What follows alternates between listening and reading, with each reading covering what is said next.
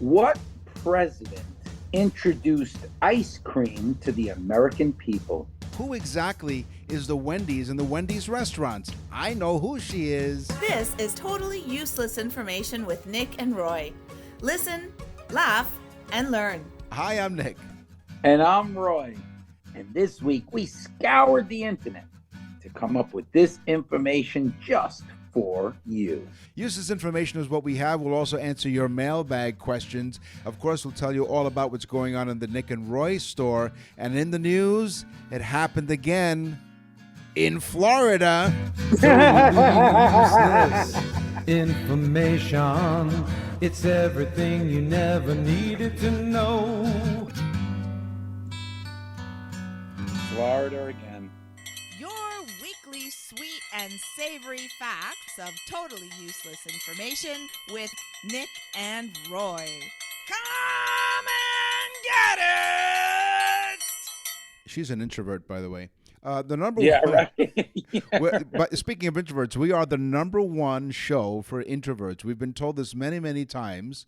Thank you for joining us, by the way. We're in 69 different countries, and a lot of introverts write us, and they tell us that they love listening to the show because we I give have them... to stop you for a second, Nick. Yes.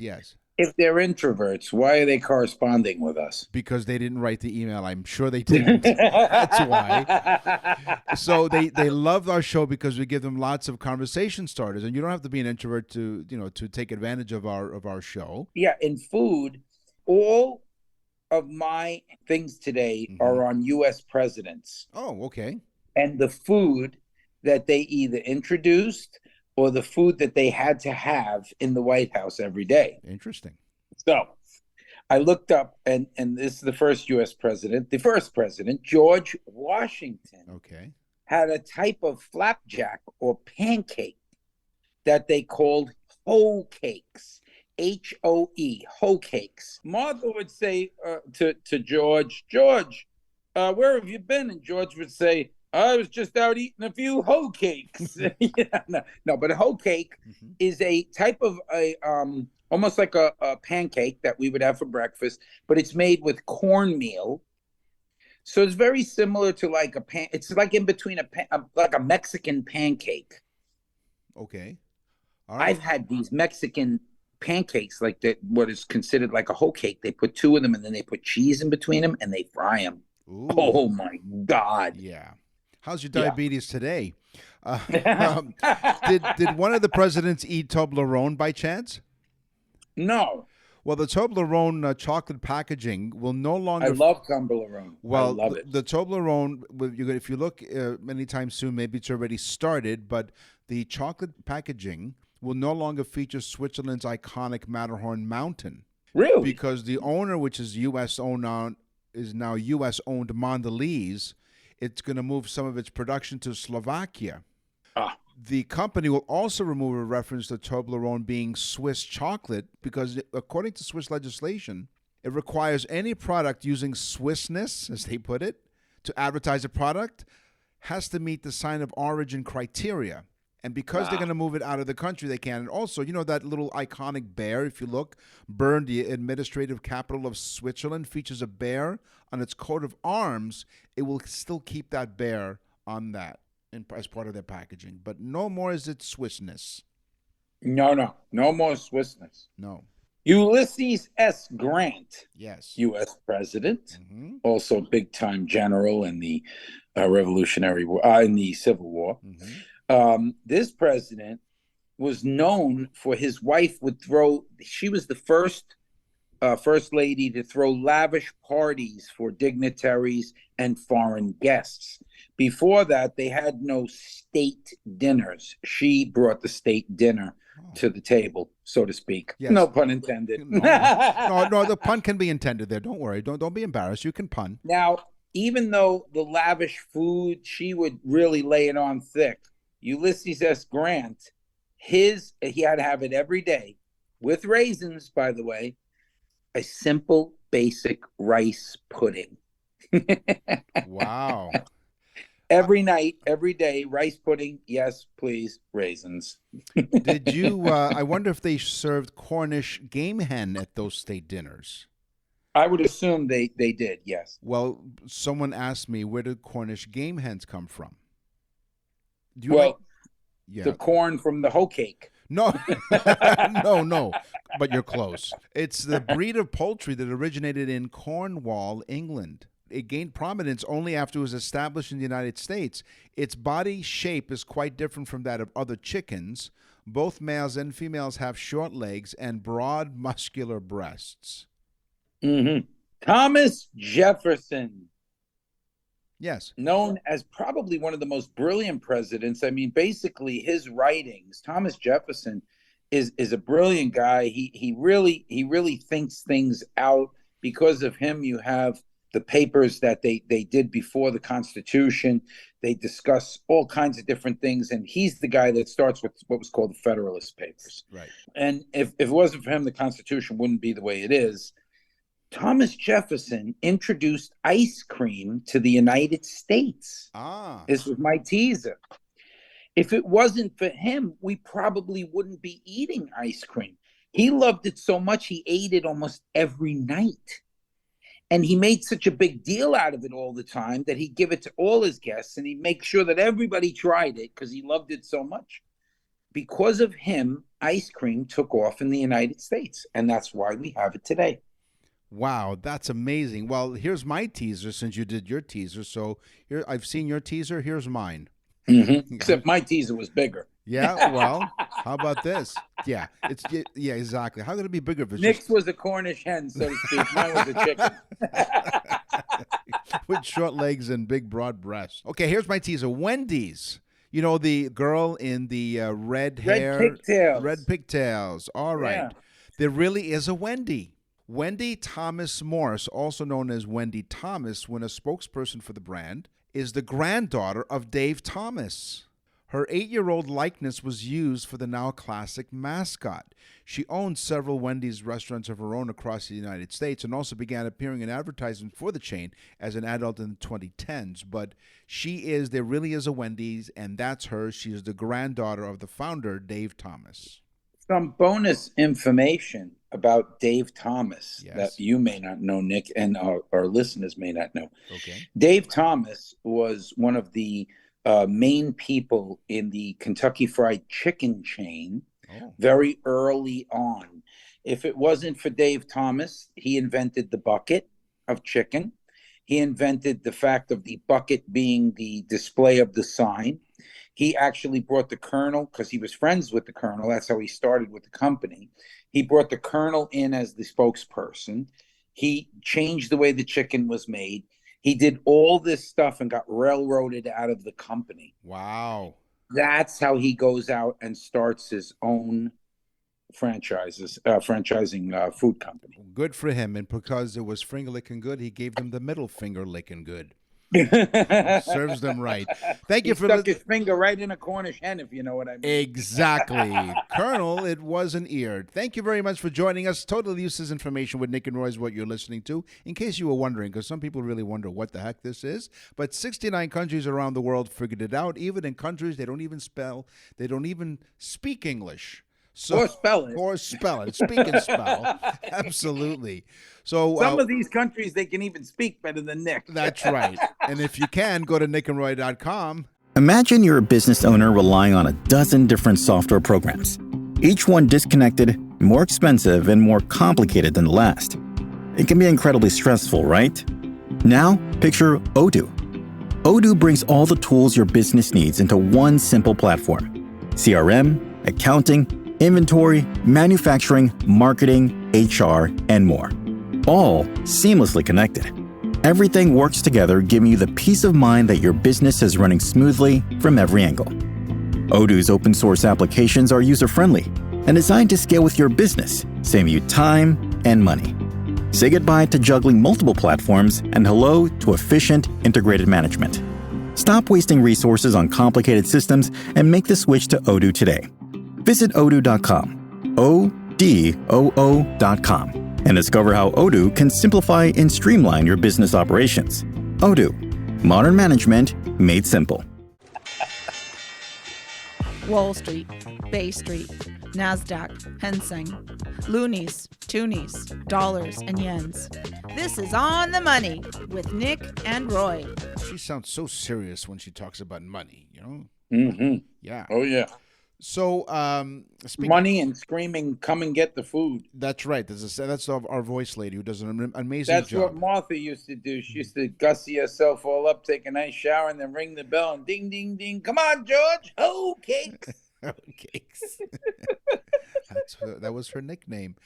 Speaking of female images on U.S. coins, several women have appeared on the U.S. coin. The very first woman was not an American. She was a Spanish queen.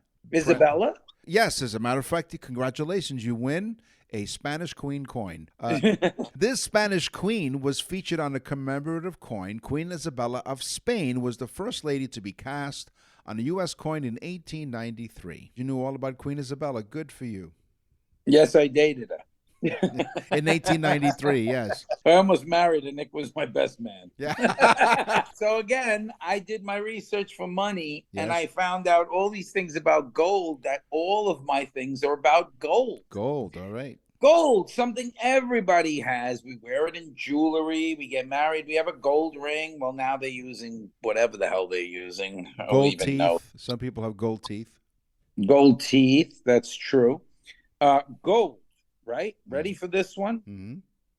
This is the properties of gold that make it so perfect for jewelry. Did you know that gold does not rust? Really? No. It's a metal. It's one of the few and only metals that doesn't rust. Of course, stainless steel, but that's a combination. Gold is an actual it's on the periodic table, so it's its own entity. Yes. Gold does not rust. It also does not break down through oxidation like other metals. It doesn't oxidize. Okay? And it can be melted and reshaped into infinity.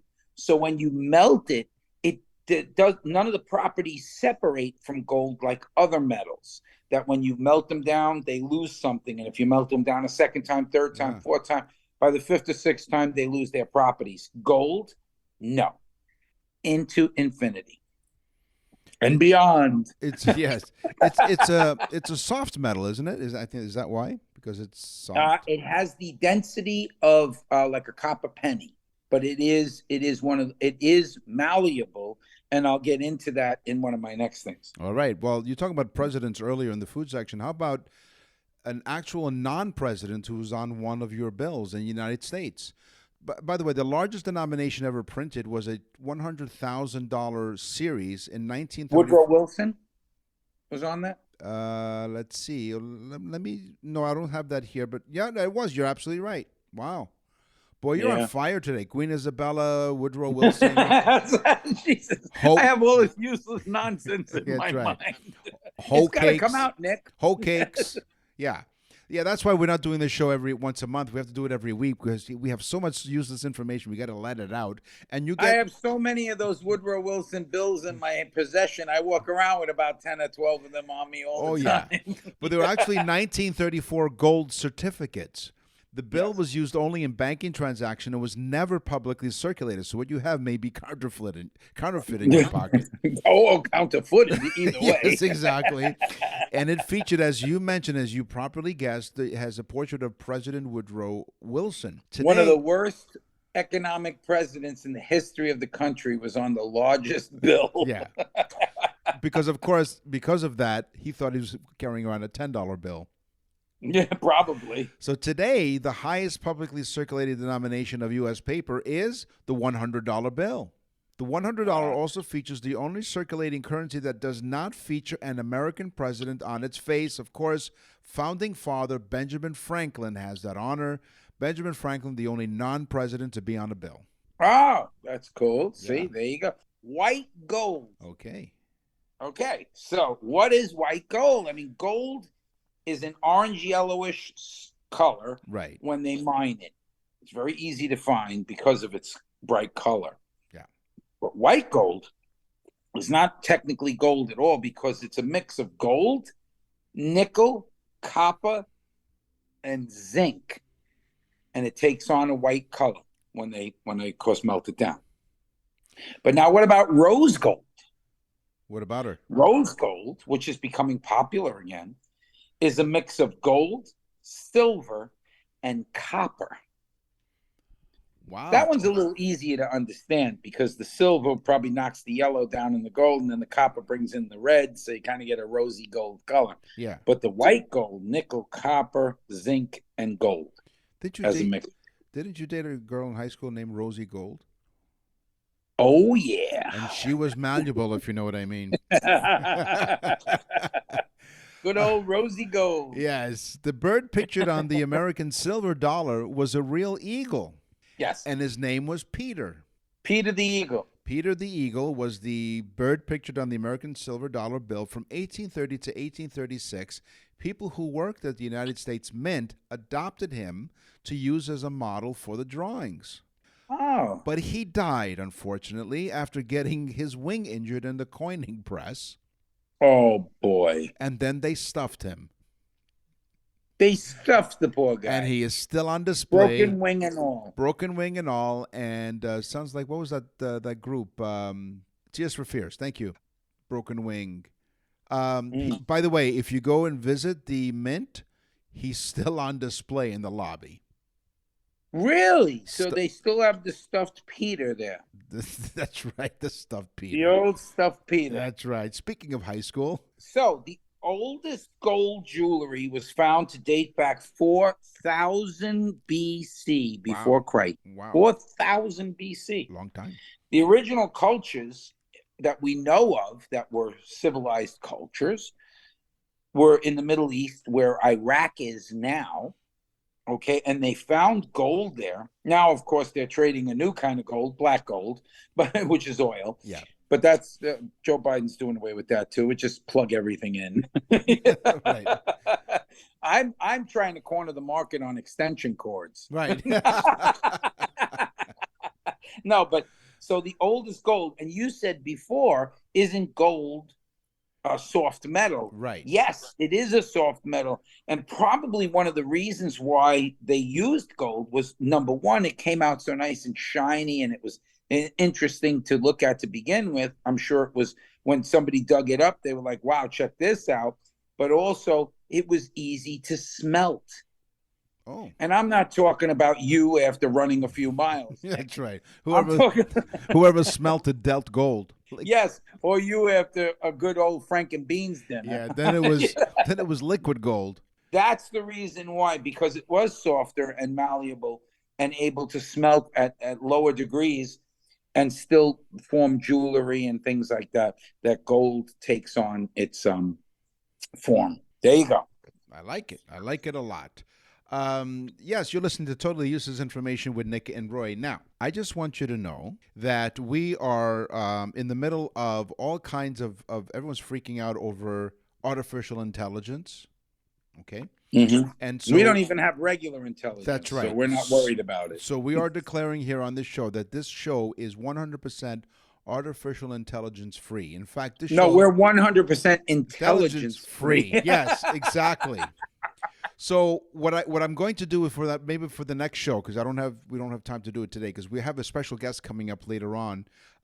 It's one of our friends. He's been on a show before. We're on his show. We'll tell you all about him. His name is... He's clearly not intelligent. You'll want to hear this guy. No, in fact, he's on the show because we're intelligent. We booked him. But I'm going to, because everyone asks us, like I said before, do we script the show? No, we don't. I will actually put into, what is it, GPT, whatever it is, Chat GPT, I will put in a request for it to write a short script for you and I will send you that script, and I think you and I will act out what this Chat GPT tells us what we should say. The artificial intelligence thing? Yeah, that's right. Stupid site? That's right. So I'm going to ask it, and we will read a small sample of what they tell us what to say on this show to prove. So to we're you. so stupid at this point, Nick, that we're going to read what the artificial intelligence tells us to read? Exactly. And just think about this, folks. Who's programming the artificial intelligence? These idiotic young people.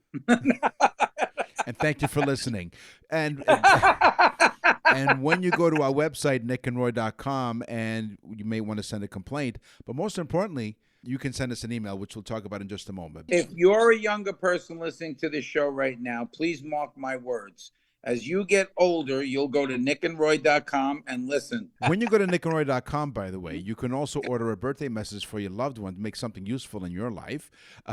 In fact, we just did another one recently. We do so many of these, and we asked them for some feedback, and they said they were really, really pleased with the message, very surprised, and quote, they've never seen or heard anything like this before. Thank you very much. This is becoming quite the rage. Birthday messages and anniversary messages. Go to nickandroy.com, click on the Nick and Roy store, and you can hear a sample of all of the things that we do. And of course, it's free to listen to. It's a very, very inexpensive. In fact, we have had people tell us we should be charging more. But I'm going to say this to you. This will be the best gift that you ever get for a person, especially that person you go, I don't know what to buy for them. They have never had this, and they're going to flip out.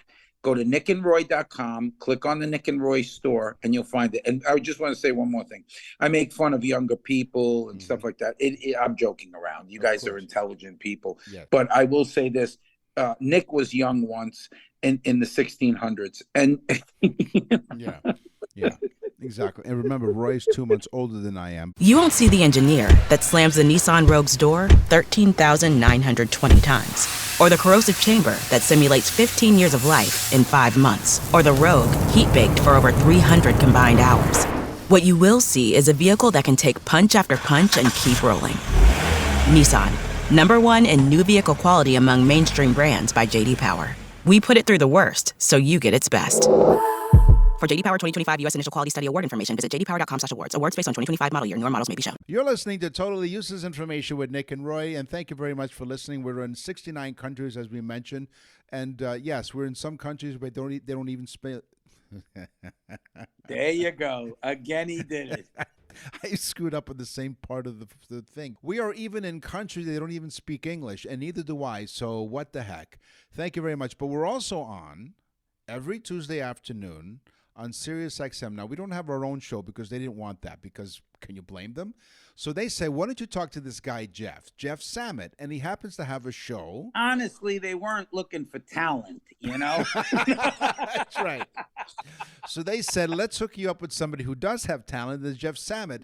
And Jeff Samet, with a little change of pace here, now you're a guest on our show. Welcome. Well, and an honor. I appreciate it. I do owe you for you're giving up some time every Tuesday afternoon to join me. It's yeah, we have a lot. Honestly, Jeff, we do a lot of different shows, but we actually enjoy doing your show. No, I mean that. I totally mean that. I mean, you know, somebody's got to breathe some life into that damn show. Well, and I appreciate that. And, you know, like there are so many people in the audience, well, a few, that say, hey, your show is so chock full of useful information. We need just a little bit of useless information. Enter Nick and Roy. And that's where we come in. That's right. And do you know, guys, we're coming up on the 3rd anniversary of us being on Jeff Samet's show, which is Canada Now on channel 167 on Sirius XM. So, Jeff, now you decided, because you don't have enough things to do in your life with a couple of kids and a lovely wife and other responsibilities with producing a Sirius XM radio show every day, you decided to get into the podcasting world. Well, first of all, congratulations. Thank you. And the name of the show is? It's called Remembering with Jeff Samet, and the idea of the show is to remember who and what we have fond memories of. So, you know, like for example, the first episode was remembering Gord Downie, the lead singer of the Tragically Hip, the late lead singer of the Tragically Hip, with his wife Kaya Usher, and it was a very touching conversation.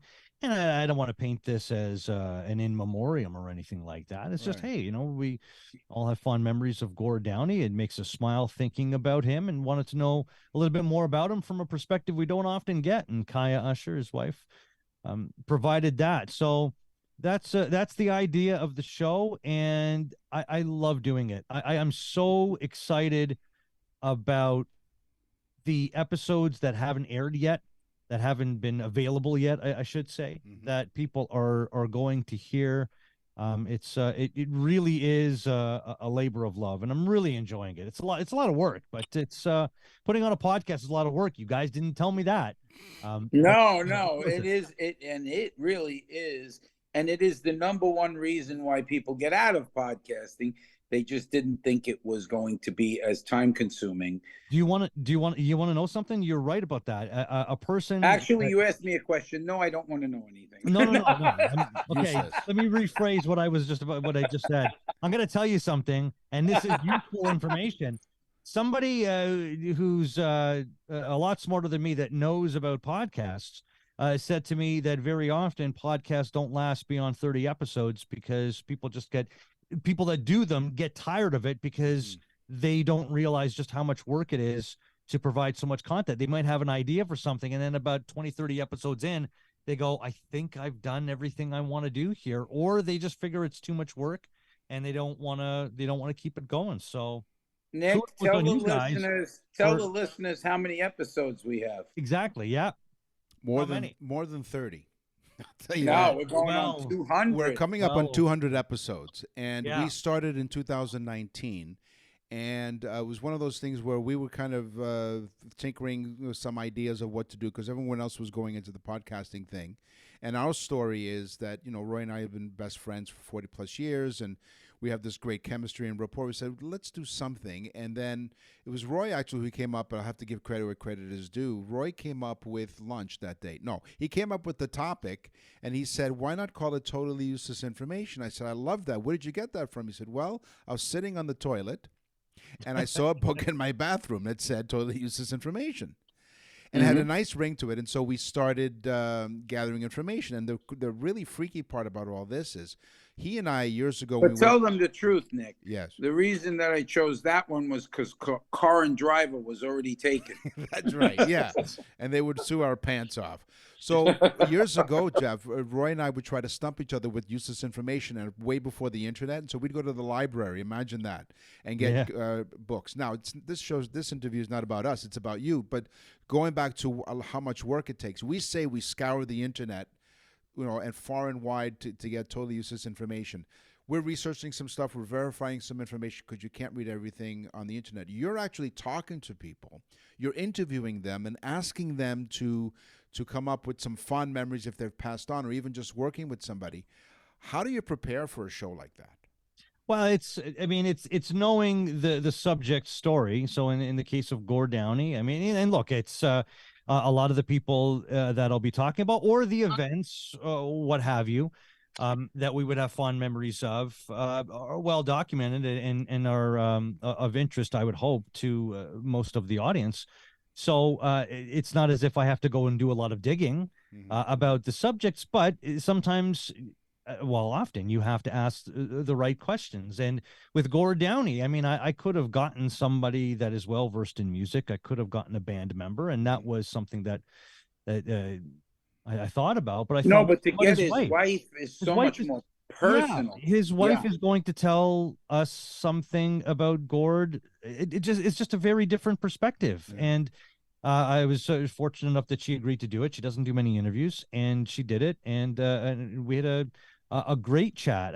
Similar to that, I have an episode of remembering John Ritter, and I did so with his wife, Amy Asbeck. I'd never spoken to Amy before. Oh, let me just tell you something. I think John Ritter was one of the most underrated actors of all times. Did you ever see Sling Blade? I talked with her about that, and in the episode, she absolutely knocked my socks off with something she did in the episode in reference to Sling Blade. I don't want to give it away. Wow. People can listen to the episode. So now I have to listen, is what you're telling us. Well, you have to. I'm going to tell you and how great an actor he was, and how in comedy, obviously very funny, but how gifted a physical comedian he was. Don Knotts, who was a co-star of his on Three's Company, of course, called him at a time the greatest physical comedian on earth, and he wasn't wrong. He was, to me, he was funny. And I would say, like, if you said to me comedian, I'd say, okay, he was good and so on. But when you see him in Sling Blade, it's sad that his career didn't go on because tragically he dies, but if you see Sling Blade, you really get to realize what a great actor he really is. I mean, that part in Sling Blade is phenomenal. There's so much feeling in that part. It's just great. And Amy was telling me in that show, that episode, that he didn't really want to win awards for it. He would not submit himself for awards for that. I mean, that performance would have been more celebrated had he thrown his hat into the ring. Oh my God. Billy Bob Thornton's in it. Billy Bob Thornton. It's an independent film made by Billy Bob Thornton, actually. She told me that at a premiere of the movie, she and John were in the audience, and people really didn't know a lot about the movie, didn't really know who was in the movie.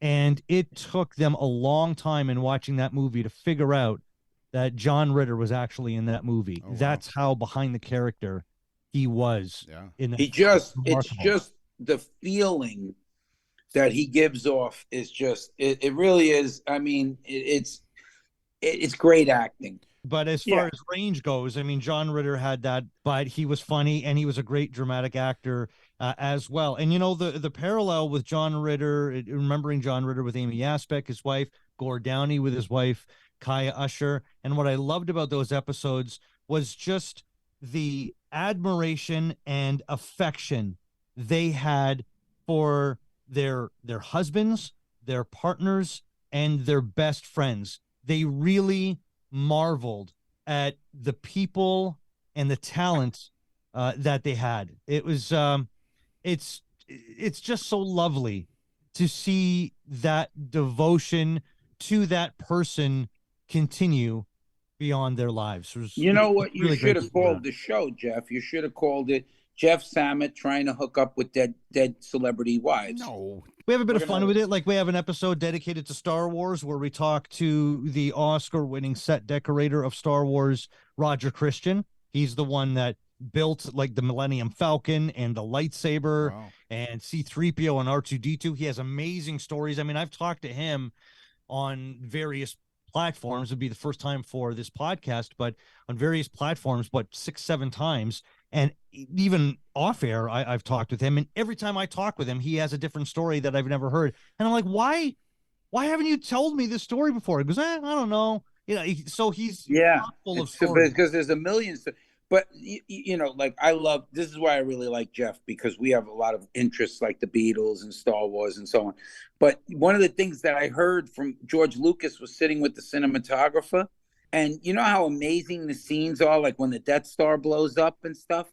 And one of the amazing things is when the Death Star blows up, you see the explosion coming towards you. So the particles of light come towards you. So Lucas was so brilliant. He said, let's blow the thing up and film it from underneath, and gravity will take the particles coming towards the camera instead of filming it straight on. And how genius was that? Yeah. You know? Oh, that's fantastic. We're speaking with Jeff Samet here on Total Useless Information with Nick and Roy. This is useful because when you're finished listening to this program, this useful piece of program, you can go and check out Jeff Samet's Remembering with Jeff Samet. And it's available on all your traditional podcast platforms, of course. But what I found that full disclosure, Jeff and I know each other half as much of the time that I know Roy. So he's still a long time. It's still a long time. Yeah. But the one thing that I've always admired about you before we even came on your show. You're talking about me, Nick? Yes, I am. Not. So it's your ability in your interviewing techniques that you make the person feel comfortable, and they probably sat there talking to you and not realizing that this was an interview. They were just having a chat with you. You have that sort of charm about you, your way of interviewing people, making people feel comfortable, and also asking the questions that we're probably asking as a listener, going, okay, right on, Jeff, go ahead. You ask that question. You go ahead. And you deliver every time. So I really wanted to point that out because that's not an easy thing to do, to interview somebody, especially in the caliber of the guests that you have on your show. I appreciate that, Nick. I'm glad we had a chance to chat with you for a few minutes other than we normally do. And that is, which episode do you want to happen the most? In other words, who's the one person you would absolutely have to interview before, like they'll say, you have one shot at this? Who would that interview want to be?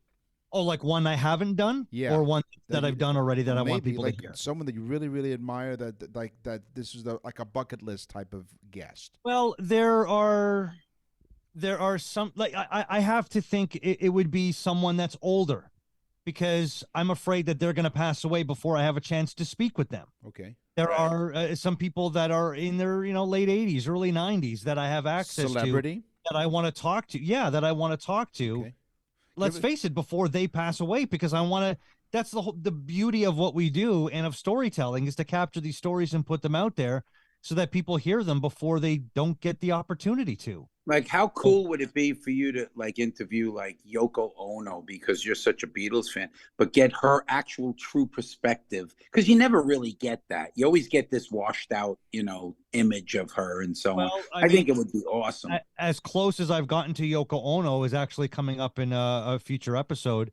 It's with Bob Gruen. Bob Gruen was a friend of John and Yoko's, and their photographer. Like, the famous pictures of John Lennon standing in front of the Statue of Liberty doing the peace sign? with the whatchamacallit shirt on. No, that was a different one. The New York shirt. That's a whole different set of photos. Well, Bob is responsible for both of those. Yeah, it was his idea to have John doing the peace sign in front of the Statue of Liberty, and it was he actually got that shirt for John and cut off the sleeves and told him to put it on for those photos. But he was he's still great friends with Yoko and was very close to John and Yoko. So that's getting very close to John and Yoko. But yeah, Yoko would certainly be. Oh, wouldn't that be a great interview? List, yeah. But you know what? You know what's pretty amazing too. You talk about the Statue of Liberty. Nick was there when it was erected. Mm-hmm. So. Yeah, that's great. Yeah, so he would have been there way back when. Not way back. Nick was about 40 or 50 never going to take off. This is never going to be a thing. No one's ever going to come and visit this. Roy took the picture. Okay, Roy took the picture. So never mind. So Jeff Samet, congratulations on this endeavor. It's something like it's a lot of work, and even with useless information, it's a lot of work, but a lot more. I think you have a lot more work ahead of you with a lot of the people you're going to interview and the research that you do, in addition to producing your show Monday through Friday on your show. So thank you for joining us here today. And tell the people where to go. Well, he tells us where to go every week, but I know what he means. He means, how do we find your show? Really, where to go? If you want to listen to my podcast, Remembering with Jeff Samet, of course, as Nick mentioned, it's available on your typical podcast platforms, including SiriusXM, where you could find my show Canada Now on channel 167, Canada Talks. Nick and Roy join us every Tuesday for that, and rememberingpodcast.com as well. You could check out the site for obviously more information, but I've got the podcast up there as well, so people can listen to episodes of the show there too. Don't forget Remembering with Jeff Samet. Yeah, thank you. Oh, I couldn't remember. I see. I lost. That's how old you are. Jeff Samet, congratulations. The attention of a goldfish, Nick, is 2 seconds. Jeff, congratulations. We'll see you on Tuesday. Thank you, guys. Thanks, Jeff. You won't see the engineer that slams the Nissan Rogue's door 13,920 times. Or the corrosive chamber that simulates 15 years of life in 5 months. Or the Rogue heat-baked for over 300 combined hours. What you will see is a vehicle that can take punch after punch and keep rolling. Nissan, #1 in new vehicle quality among mainstream brands by J.D. Power. We put it through the worst, so you get its best. For J.D. Power 2025 U.S. Initial Quality Study Award information, visit jdpower.com/awards. Awards based on 2025 model year. Newer models may be shown. He'll get what I just said in about 30 seconds. Animals, crazy animals. I almost stepped on the cat again. Yeah. Don't step on the cat, Nick. Hey, did you know that tuna can swim really, really fast? Tuna can swim fast? They can, but then again, I don't know if I really believe that, because I have caught tuna, Yes. Off the coast here of Florida on the East Coast. Okay. Off of Fort Lauderdale. I caught what's called bonita, which is a form of tuna. Okay. They're very, very hard to catch. I caught about 6 of them. I'll tell you, I was exhausted. They're very heavy. They're large fish, and they do swim fast, so they really pull the line. It's like catching a shark. Well, the tuna can sail through the sea or body of water. What's the body of water that you're near? Is it the Gulf of Mexico? I'm in the Gulf of Mexico. We don't get as much tuna here as they do in the Atlantic, which is on the east coast of Florida. Okay, thanks for the geometry lesson. Mm-hmm. So the tuna can sail through. Okay, it's geography, I know. You can sail. The tuna sails right through the sea or whatever body of water at lightning speed. The fastest speed a tuna can swim. See what I did? Canned tuna can't swim, Nick. No, That floats to the bottom. So, see how I wrote this? The fastest speed a tuna can swim. So I'll rewrite that. The fastest speed a tuna can swim has been recorded at over 45 kilometers an hour, or in your language, Roy, 28 miles an hour. That's very fast. So that's why you were exhausted. Yeah, Catching a fish. I was exhausted from the can opening up all those tuna cans. That's right. You know, yeah, last night, I know we're not doing dreams. Dreams is one of the topics we do. Last night I dreamt I was a muffler. This morning, I woke up exhausted. I was on that boat, and it's exhausting to do a tuna in the can. Oh, with a side of mayo. So again, just so that I don't disappoint the audience, I did all of my animals on one animal. Okay, there you go. Extensive research using a 2008 study by a professor named John M. Mazaroff. Yeah. He did a study on crows, and he published that study in 2008, and it's amazing. It was amazing reading. Okay, this guy found that crows, they actually were fine with humans that were good to them. So if the human wasn't screaming at them or whatever, they would just calm with the crow. The crow not only was okay with it, but they would remember it. So they would put on masks that would resemble like a Cro-Magnon man type of, like a caveman mask. Yeah. And the crows would go crazy. So they began to realize that the crows, through their genetic structure, remembered what the Cro-Magnon looked like. They were afraid of it. Before it even, they just would put the mask on and the crow would go crazy. They'd act exactly the same way. So the crow realized that was danger from its genetic profiling of its brain. So crows can actually decipher who's good and bad and so on. Well, a group of crows, as we were notified by one of our high school mates, Jay Glinsky, hello, Jay, thank you for listening and thank you for participating, is called a murder. A group of crows is called a murder. But Nick, these crows hold a grudge. They do. For thousands of years, Yeah. They hold a grudge against cavemen. Maybe that's why they call them murderers. Don't mess with a crow. No. They don't forget. Now, how about ants? How fast can ants find food? Well, that depends on how hungry the uncle is. No. Yeah, they went to Wendy's to have an ice cream. During their treks into the pans, the ants In their pants? No. They trekked in someone's pants? Ants in your pants. Yes, exactly.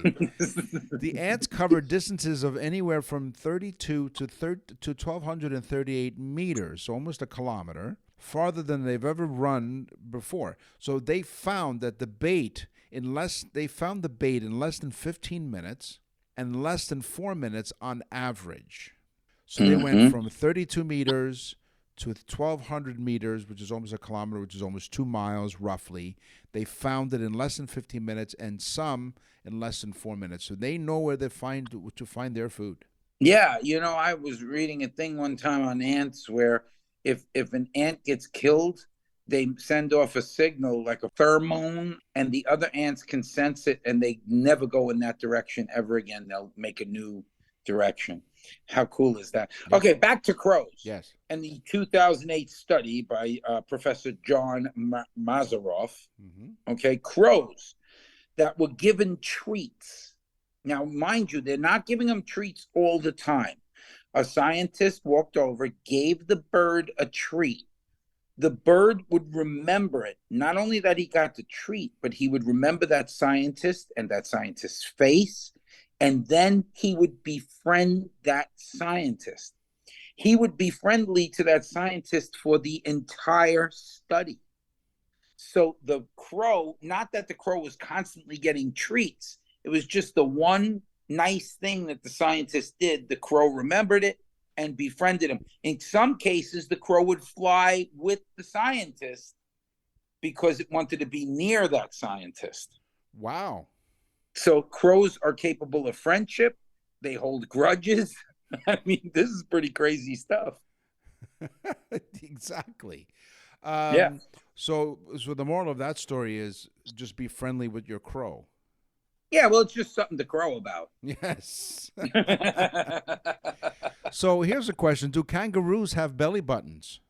Do kangaroos have belly buttons? I don't know. They have a pouch, so that would maybe cover the belly. But I think they give birth in the pouch. I don't know. Go ahead. Well, let's find out. For animals that lay eggs, the baby doesn't grow inside the mother's womb. This means that no umbilical cord is needed, and so no belly button is ever created. But other mammals and humans do have belly buttons because this is the spot where the umbilical cord was connected inside the mother, etc. Now, kangaroos are marsupials. That's right. Their embryos are not nourished via placenta, therefore have no umbilical cord, and therefore do not have belly buttons. Mystery solved.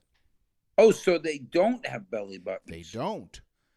Well, how do they give birth? The baby is birthed without an umbilical cord. Right. I would think they would be fed by placenta, but not necessarily through the umbilical cord. So while you do your next fact, I will find out how do kangaroos give birth. Is that fair enough? Sure. All right. Back to crows. I'm going to crow about this. Okay. 5 crows. This was the same study. John Marzukoff, 2008. Thanks, John. Yeah. Thank you, John, for doing this.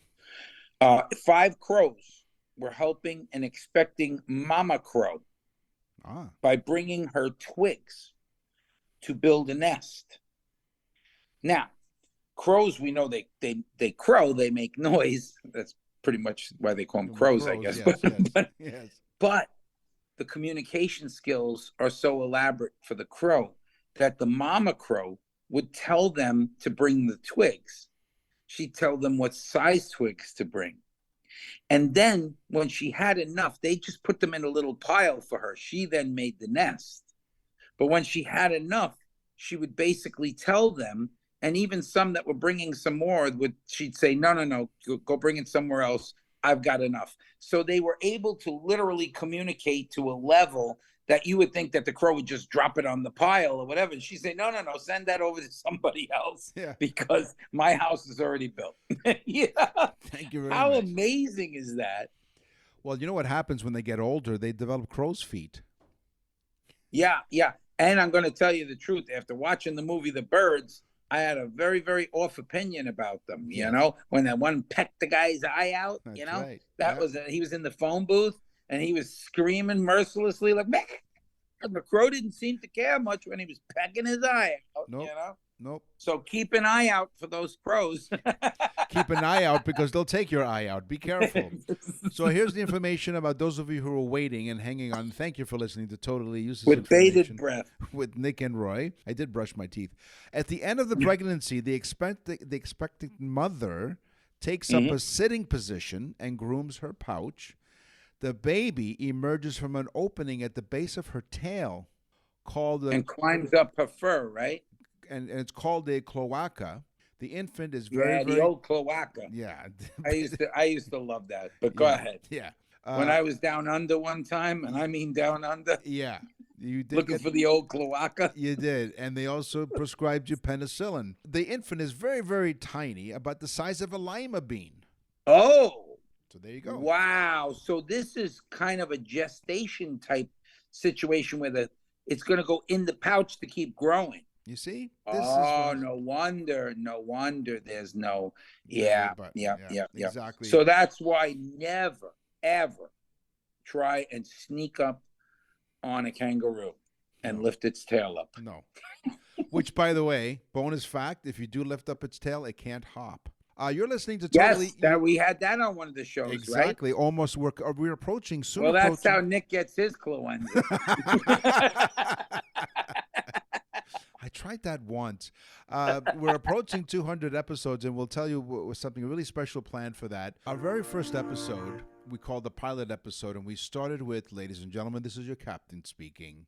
Who's flying the plane? Who's flying the plane? Those are the opening lines of Totally Useless Information almost 200 episodes ago. Could you imagine?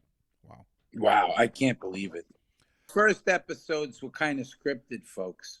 Yeah, they So were. They were first, more yeah. scripted than we do now. Yeah. And you'll hear the difference. Yeah, you will. You know, but you should go back on nickandroy.com and go into episodes and listen to the first couple of episodes because they are funny how the show has evolved. Warning, the following ZipRecruiter radio spot you are about to hear is going to be filled with F words. When you're hiring, we at ZipRecruiter know you can feel frustrated, forlorn even, like your efforts are futile, and you can spend a fortune trying to find fabulous people, only to get flooded with candidates who are just fine. Fortunately, ZipRecruiter figured out how to fix all that. And right now, you can try ZipRecruiter for free at ZipRecruiter.com/zip. With ZipRecruiter, you can forget your frustrations because we find the right people for your roles fast, which is our absolute favorite F word. In fact, 4 out of 5 employers who post on ZipRecruiter get a quality candidate within the first day. Fantastic! So, whether you need to hire 4, 40, or 400 people, get ready to meet first-rate talent. Just go to ZipRecruiter.com/zip to try ZipRecruiter for free. Don't forget, that's ZipRecruiter.com/zip. Finally, that's ZipRecruiter.com/zip. Go to our website and you can send us an email like lots of fine people did. How do they do that? They went to nickandroy.com and clicked on Contact Us. What's in the mailbag? What's in the mail? Virginia from Cleveland, Ohio writes, Dear Nick and Roy, I am happy that I found your show. A friend of mine raved about your show. At first, I didn't believe her. Now that I've heard about 10 of your shows, so Virginia did exactly that. She went to our website. She heard 10 of your shows. I am so hooked. Mm-hmm. So, that's just like crack. It's like crack cocaine. That's right, exactly.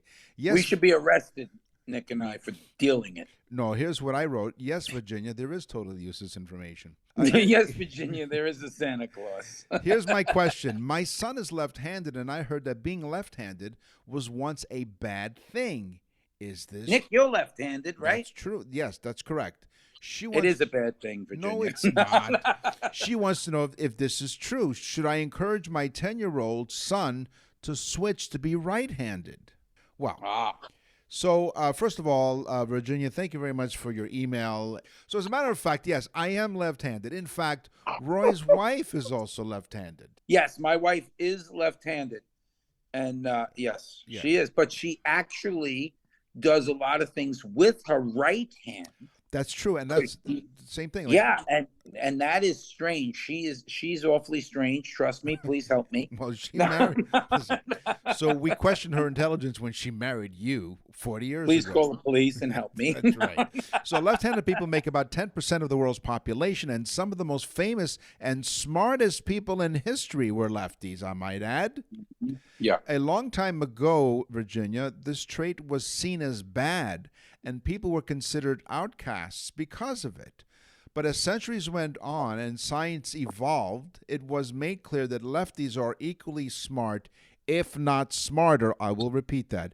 It was made clear that lefties are equally smart, if not smarter, in certain areas. And what is the young lady's name, Virginia? Her name is Virginia from Cleveland, Ohio. Virginia, let me just say this to you. Yes. You know how they give trophies to everybody now, even if you lose? Yeah. That's what we did with the left-handed people. No. We said, let's just make them feel like they're normal. No. You're not right. You're wrong. A study conducted by the Left-Handers Club. It's a pro-left. The old lefty club. Yeah, this is a group dedicated to research on left-handedness. They have lots of time on their hands. So to speak. So with over 2,000 left-handed and right-handed and ambidextrous participants, they found that lefties tend to be drawn more to careers in the arts, music, sports, and information technology fields. Yeah, let me just say, if you're left-handed and belong to a club called the Left-Handed Club, Yes. where you research things to do with your hand, Yes. you're probably using your hands too much to begin with for a reason. That's right. Exactly. By the way, Rembrandt and Michelangelo were both left-handed. Yeah. I'm just saying. Mhm. Yeah. Huh? Just saying. Yeah. Harvey Jr. from Atlanta, Georgia. Junior. First thing I want to say is Nick complained to the airlines about the delay in his flight, and they apologized, and they said they'd also like to apologize for him for the delay in his brain function. Coming in for a landing now. So Harvey Jr. from Atlanta, Georgia, he writes, I love my wife because my wife did the most amazing thing for me. She bought me a birthday message. You guys are hysterical. I want to thank you so much for making my special birthday this year. I'm 50. And it was one of the best gifts I've ever received, ever. And he puts exclamation point, exclamation point, exclamation point. Mm-hmm. He said, I have sent it to all of my friends. Trust me, we'll be getting a lot more of these from you because they all thought it was amazing. Harvey Jr., Atlanta, Georgia. Happy birthday, Harvey. Happy birthday, Harvey. That's right. Today on the show, we talked to our very good friend, Jeff Samet. Congratulations on your endeavors. Let's go to Florida, Nick. Come on, let's go to Florida, Nick. Today, this is a routine. This is part of the protocol here. We have to remind the people today. We talked about food. We talked about money. We talked about animals. By the way, before we get into this, you live in Fort Myers. How far away is that from Naples, Florida? Oh, no. I mean, it's literally, I'm 15 minutes from Naples. Okay. I'm on the Fort Myers. I'm literally in Estero, right? Which is, there's Bonita, Naples, Estero, right. Fort Myers are all very So close. minutes away from Naples. Minutes, I tell you. It's time for the news. And now, from around the corner and around the world, this is TUI News. A drunk man was arrested after sneaking into the Naples Police Department and recklessly exploring. Joseph Moulton. Look, I didn't have much to do that day, Nick. I'm sorry. Well, you're lucky because this suspect is 36. You're not 36. You're older than 36. But I look 36. That's right. He jumped the fence of a south parking lot and went inside an unlocked patrol cruiser where he sat for a few minutes until he saw people coming outside. I know where this is, by the way, but go ahead. Okay, so Moulton hid in the bushes and then took action once the coast was Moulton is the man's name? His name was Joseph Moulton. 36 years old. I thought maybe he was like a bird and he was molting. No. But wait till you find out what he did. Almost. According to the police report, Moulton used the nozzle of a water hose and shoved it underneath the west door before turning the water on, causing at least an inch of flood damage. He explored his way to the men's locker room, made himself at home by taking a shower and helping himself to some clothing. This guy loves water. He does, because that's right. That's right. He puts the garden hose inside, causes a flood, and then goes to take a shower, and then helps himself to some clothing.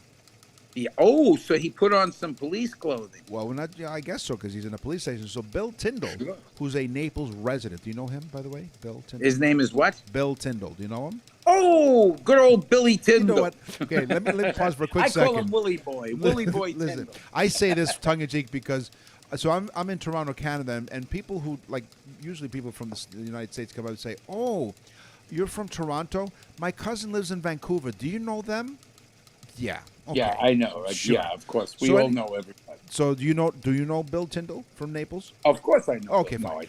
I don't know Bill. And if I did, I'd say no. That's right. Well, according to Bill, who's a Naples resident, he said Moulton is a very ballsy guy for causing trouble inside the police station. Was he in the locker room when he was changing to make that description? No, he just said this after he found out what had happened. He didn't admit that.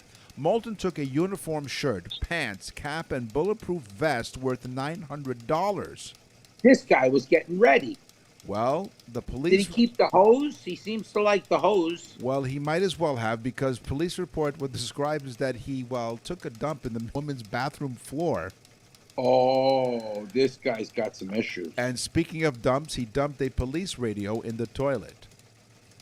Oh, so he defecated in the ladies' locker room. Bathroom floor, and then dumped a police radio. Maybe he felt like he was a woman that day, and he felt he was entitled to use the woman's locker room. We're not sure. It wasn't until Moulton made his way to the nearest 7-Eleven that police became... So he gets out. He gets out. This is how great the Naples... Folks, if you're going to commit a crime, do it in Naples. That's right. Because you guys don't have a clue. This man, not only did he shower, but he flooded the place. He managed to defecate in the and to throw radios into the toilets. Yeah.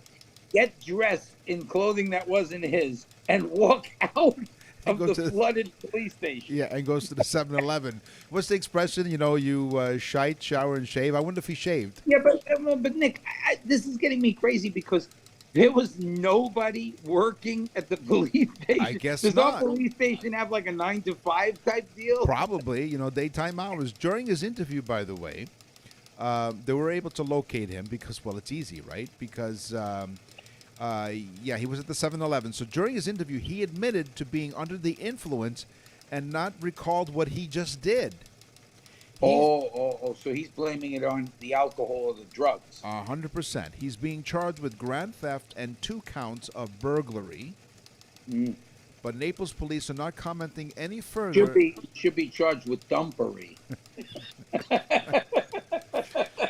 Naples police are not commenting at the moment as they further their investigations. Yeah, they better take DNA samples from the woman's locker room. To make sure. This is crazy, though. And so they got him, though. They apprehended They apprehended the guy. He's no longer floating around the streets of Naples. No, his biggest mistake, we went to the nearest 7-Eleven. Yeah, that's always a mistake. Don't go to a 7-Eleven. If you're going to do something like that, just go straight to the next police station because you'll probably get away with it there, too. That's right. Naples, Florida. He should have walked back in and clocked in. That's right. And requested overtime. That's all the time. We're not doing any overtime here because that's all the time we have for this episode of Totally Useless Information with Nick and Roy. We thank you for joining us. We will scour the internet. Our staff will as well to get totally useless information for you next time. Listen, tell everybody you know to listen to the show. Go to nickandroy.com. Look at those birthday messages. Awesome. And all kinds of other stuff on the Nick and Roy store. I'm Nick. And I'm Roy. Thanks for listening. Totally Useless Information with Nick and Roy is a production of nickandroy.com. Visit nickandroy.com to access the full library of episodes or wherever you get your podcasts.